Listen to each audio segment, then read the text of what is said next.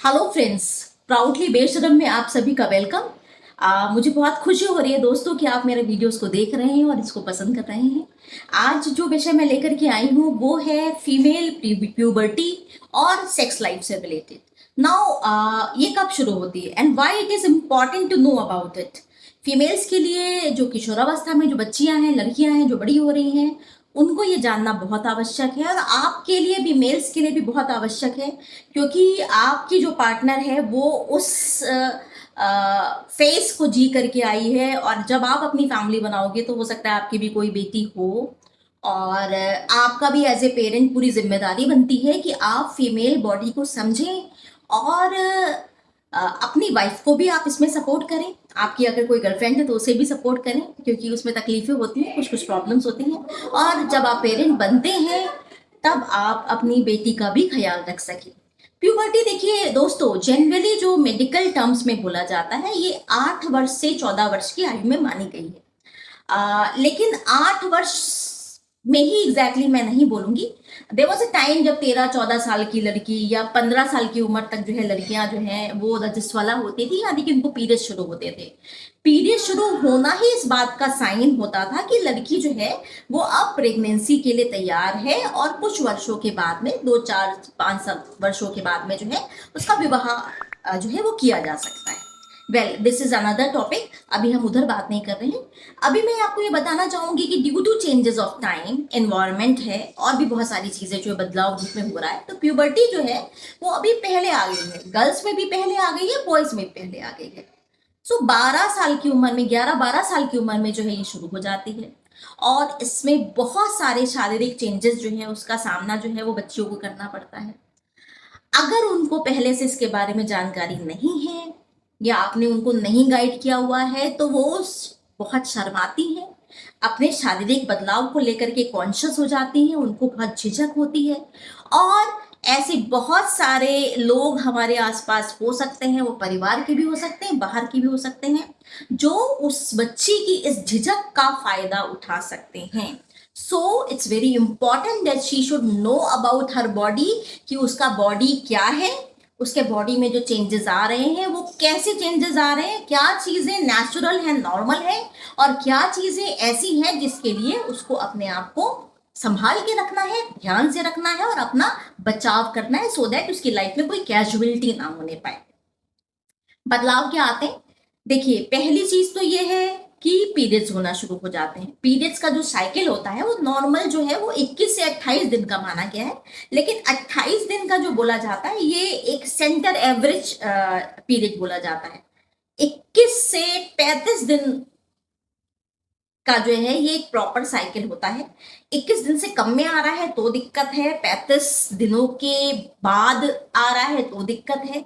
Generally जब बच्चियों में ये शुरू होता है तो ये 3 दिन 4 दिन का होता है, 5 से 6 दिन का भी होता है। 6 दिन से अगर ज्यादा का जो है अगर माहवारी बच्चियों को आ रही है तो थोड़ा सा डॉक्टर को दिखाने की जरूरत है। शुरुआत में जब ये माहवारी शुरू होती है तब बच्चियों को थोड़ी झिझक होती है, क्योंकि उनका वो ऑर्गन जो है वो उतना हैबिचुअल नहीं होती, उनकी वजाइना उतना हैबिचुअल नहीं होती है, तो उसमें जलन हो सकती है, खुजली हो सकती है। सो उसकी सिस्टर्स जो भी बड़ी हैं, उसके फैमिली में जो भी बड़े हैं, मदर हैं, उनका ये रिस्पॉन्सिबिलिटी बनता है कि उसको प्रॉपर सैनिटरी पैड्स जो हैं वो आप प्रोवाइड करें और उसको बताएं कि किस तरह से यूज करना है, किस तरह की पैंटीज पहननी है, किस तरह से अपने बॉडी का ध्यान रखना है, हाइजीन का ध्यान रखना है, पैड्स को चेंज करना है। सेकेंड चीज मैं बताना चाहूंगी कि प्राइवेट पार्ट्स में बालों का आना, हेयर का आना, अंडर आर्म्स के में जो है बाल आ जाते हैं, नीचे प्यूबिक एरिया में बाल आ जाते हैं, वजाइना के आसपास जो है बाल आ जाते हैं।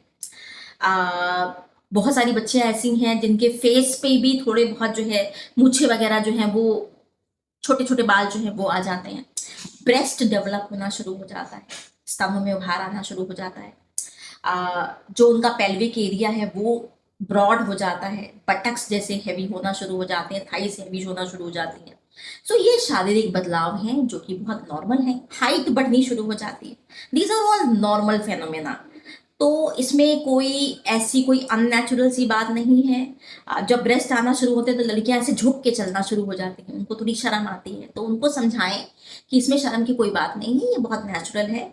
और जितनी भी मम्मियां हैं यहाँ पर उनसे रिक्वेस्ट है कि अपनी बच्ची को एक अच्छा आप कॉटन का ब्रा खरीद के दीजिए, प्रॉपर साइज का, सो वो उसको पहन सके। और बहुत फैंसी कुछ आप उसको ना दें पहनने के लिए, क्योंकि इस बढ़ती उम्र में आपको कोई फैंसी अंडरगारमेंट्स उसको नहीं पहनाने। नॉर्मल जो प्लेन होते हैं, जो कॉटन के होते हैं, वो आप पहनाएं, सो दैट जो है उसकी जो डेवलपमेंट हो रही है बॉडी की, पैंटी है, ब्रा है, शमीज जो पहनती हैं लड़कियां, जो अंडरगारमेंट्स जो पहनती हैं, वो ऐसे होनी चाहिए जो उसके डेवलपमेंट में बाधक ना बने, बल्कि उसको हेल्प करें, सपोर्ट करें। इमोशनल चेंजेस भी बहुत आते हैं लड़कियों में, बहुत बदलाव आते हैं, वॉइस चेंज होती है, ऑपोजिट जो सेक्स है, ऑपोजिट जेंडर है, उनके प्रति जो है उनके मन में आकर्षण पैदा होना शुरू हो जाता है। वो बॉयज में या ऑपोजिट जो जेंडर है उनमें इंटरेस्ट लेना शुरू कर देती हैं। आ, ये जितने भी बदलाव हैं, ये बदलाव होने की वजह से जो है लड़कियां बहुत भावुक भी हो जाती हैं, सपने बुनने शुरू हो जाती हैं, बहुत तरह की जिज्ञासाएं उनके मन में जागनी शुरू हो जाती हैं, शरीर उनका सेंसिटिव हो जाता है। ओवरीज की मैं बात करूं तो ओवरीज में एस्ट्रोजन जो है वो बनना शुरू हो जाता है। एस्ट्रोजन बनना ही इसका मतलब कि लड़की, और पीरियड्स आना इसका मतलब ही जो लड़की है वो प्रेगनेंसी के लिए तैयार हो रही है। यानी कि अगर उसके साथ में मीटिंग की जाती है, उसके साथ अगर संभोग किया जाता है, इंटरकोर्स किया जाता है, तो वो प्रेग्नेंट हो सकती है। तो ये बताना उसको बहुत आवश्यक है कि वो किसी से भी जो है आउट ऑफ आकर्षण, out of crush, out of जो सुपरफिशियल लव होता है वो इंटीमेट ना हो, उसको इसके बारे में जानकारी होनी जरूरी है।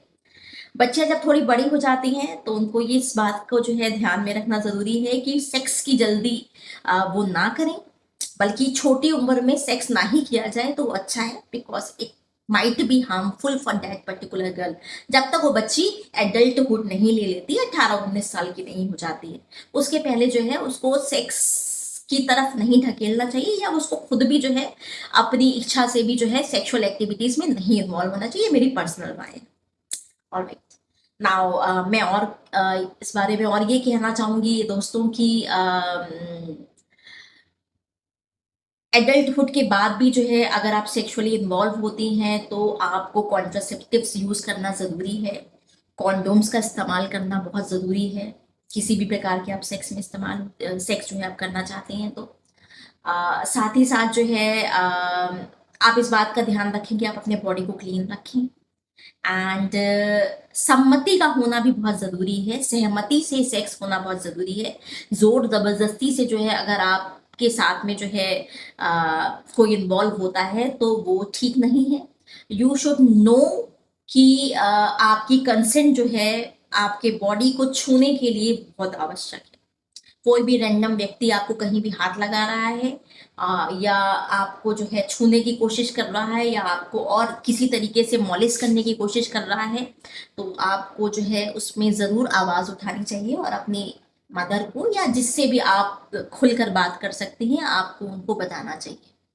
अपने बॉडी को यूज नहीं होने देना है। और बताना चाहूंगी मैं इस बारे में कि साइकोलॉजिकली भी जो है प्यूबर्टी का जो है बहुत प्रभाव पड़ता है, मानसिक स्वास्थ्य पे भी बहुत प्रभाव पड़ता है। लड़कियां बहुत इमोशनल हो जाती हैं, पीरियड्स के समय पे कुछ दिक्कतें आती हैं, बच्चियों को मूड स्विंग्स बहुत ज़्यादा होते हैं। खैर मूड स्विंग्स तो एक ऐसा फेनोमेना है फीमेल्स के साथ में कि जब तक उनके पीरियड्स शुरू होते हैं छोटी उम्र में, 11-12 साल की एज से लेकर जब तक उनका मेनोपॉज नहीं हो जाता है, चाहे वो 50 साल की उम्र में हो, 55 में हो या और ज्यादा उम्र में हो, ये मूड स्विंग्स की जो समस्या है ये उनके साथ में लगभग कम और ज्यादा बनी ही रहती है।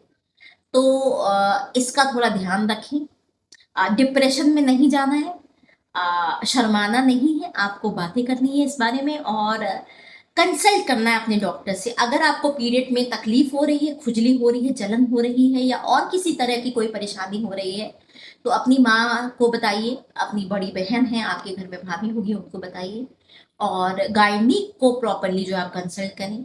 घर के इलाज में जो है, अगर खाने पीने का ध्यान रखो, प्रोटीन खाओ, जो हरी सब्जियां हैं उन्हें खाओ आप अच्छी तरीके से, जो प्रॉपर इंडियन जो फूड है, जो भी स्टेपल आप जिस भी राज्य से बिलोंग करती हैं आप उसे प्रॉपरली खाइए।